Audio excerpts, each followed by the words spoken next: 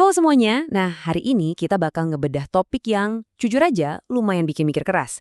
Kita bakal ngelakuin semacam audit produk.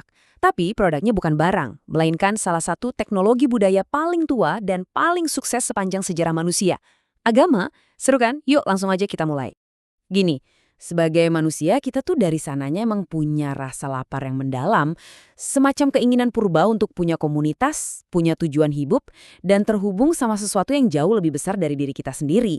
Dan jujur aja rasa lapar ini nggak bakal bisa kenyang cuma pakai kemewahan atau kenyamanan teknologi zaman sekarang. Kita semua butuh makna kan? Pencarian itu valid banget dan tulus banget. Tapi, nah ini tapinya, di era modern ini banyak dari kita seringkali mentok ketemu dilema besar pas lagi nyari makna itu. Dilema ini yang sering kita sebut sebagai beban tersembunyi atau ibaratnya pajak kompleksitas. Coba bayangin kayak biaya admin yang diam-diam nguras saldo. Atau syarat dan ketentuan yang super panjang dan nggak pernah kita baca tapi tiba-tiba ngikut kita. Sama kayak gitu, ada biaya birokrasi dan doktrin dari sebuah institusi yang kadang malah membebani bukan menyokong kebebasan spiritual yang awalnya ingin dicapai. Sekarang tuh makin banyak orang yang mulai nyadar dan mikir, wah ternyata buat dapat kedamaian batin, pajaknya lumayan berat juga ya. Nah, buat ngaudit fenomena ini, kita punya beberapa poin yang bakal kita telusuri. Kita bakal lihat bedanya isi sama bungkus, terus soal mitos monopoli moral, habis itu kita bahas soal birokrasi, harga dari sebuah kepastian, jebakan tribalisme, dan pastinya kita tutup dengan kesimpulan yang komprehensif. Oke, masuk ke poin pertama nih. Kita namain isi versus bungkus.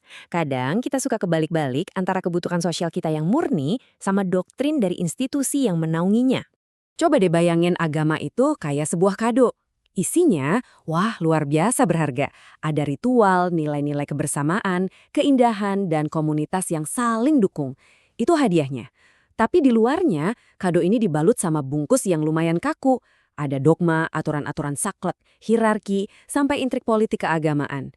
Masalahnya tuh mulai muncul pas orang-orang mati-matian ngebela bungkus luarnya, sampai berantem segala.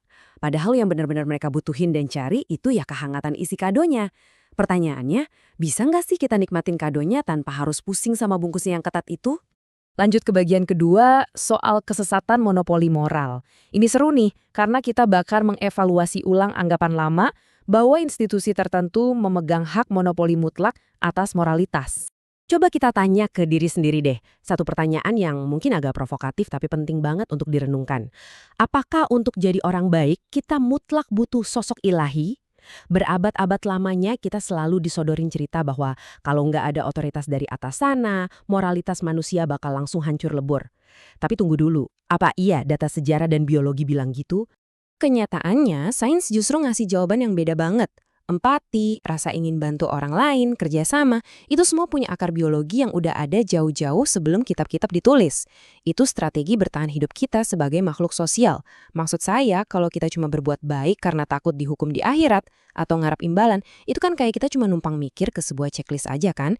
Justru menyerahkan keputusan etis kita ke pihak luar malah bisa bikin pemikiran kita mandek dan kita nggak benar-benar berlatih buat jadi dewasa dalam menentukan nilai moral di masyarakat kita sendiri.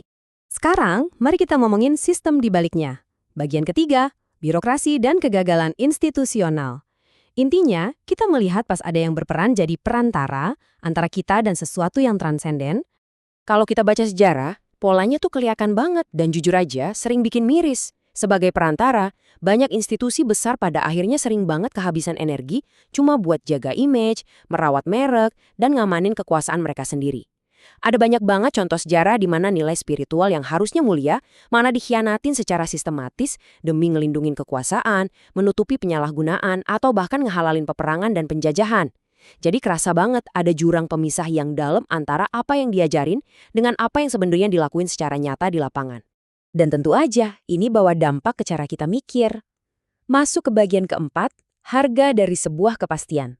Kita bakal telusuri apa sih harga yang harus kita bayar demi dapetin perasaan yakin yang mutlak itu. Kalian pasti nyadar kan, kadang ada beda yang jauh banget antara janji yang dipromosiin sama kenyataan yang kita alami. Janjinya tuh kepastian absolut dan kedamaian batin tanpa syarat. Tapi realitasnya, kita malah disuguhi klaim-klaim mutlak yang saling tabrakan satu sama lain. Keyakinan sering dilabeli sebagai kebijakan tertinggi, tapi prakteknya itu bisa jadi remblong buat rasa ingin tahu kita. Alih-alih ngasih pandangan dunia yang utuh dan damai, yang ada malah sering muncul konflik kognitif yang bikin pusing, apalagi pas dihadapin sama bukti-bukti nyata dari sains modern. Nah, ada satu lagi efek samping yang patut diwaspadai. Sebut aja pelarian transendental. Gini, kalau kita diajarin buat selalu fokus mikirin kehidupan abadi nanti, urusan dunia nyata di masa sekarang bisa jadi terlantar. Rasa tenang secara spiritual itu tanpa sadar bisa jadi obat penenang sosial. Kita jadi mikir, keadilan sejati nanti aja di alam sana, yang akhirnya bikin kita kurang gercep buat benerin sistem yang bobrok, kemiskinan, atau ketidakadilan sistemik yang ada di depan mata. Secara nggak langsung, itu mengerdilkan apresiasi kita buat membereskan masalah di momen sekarang.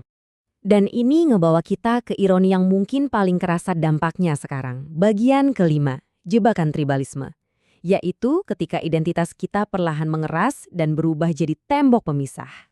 Kebayang nggak sih gimana alur ini biasanya terjadi? Awalnya seseorang nyari jalan spiritual buat ketenangan dirinya sendiri, murni banget niatnya. Tapi pelan-pelan itu mengeras jadi identitas kelompok. Muncul deh pola pikir kita lawan mereka.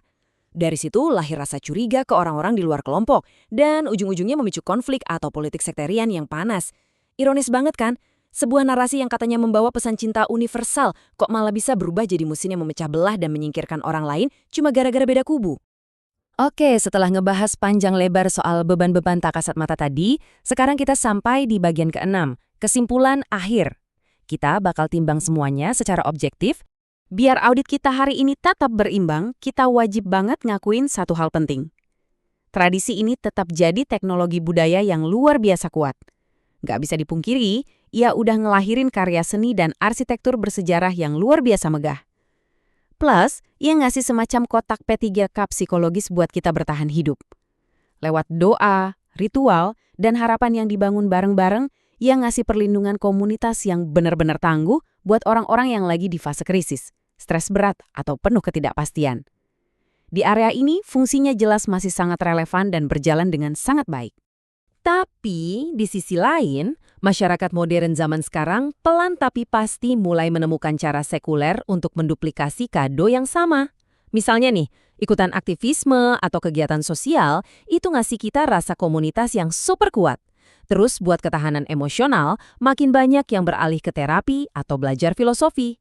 Buat paham soal alam semesta secara memukau, kita punya sains. Bahkan kalau kita lihat negara-negara Nordik, mereka berhasil ngebuktiin kalau masyarakat bisa ngerasain kebahagiaan sosial yang tinggi dan memetik nilai-nilai inti kemanusiaan tanpa harus menanggung beban birokrasi dogma yang berat.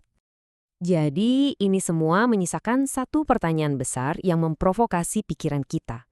Kira-kira bisa nggak ya kita tetap ngerangkul kehangatan kado kemanusiaan kita, seperti komunitas, empati, dan makna, sambil punya keberanian untuk ninggalin bungkus institusinya yang udah terasa terlalu berat? Nah, jawaban dari pertanyaan ini bukan cuma jadi penutup buat bahasan kita hari ini, tapi justru awal dari obrolan panjang tentang gimana kita sebagai manusia bakal menciptakan makna di masa depan. Seru banget kan buat dipikirin? Makasih udah ngikutin bedah topik kita kali ini ya. Tetap kritis, tetap cari tahu, dan sampai ketemu di obrolan kita berikutnya.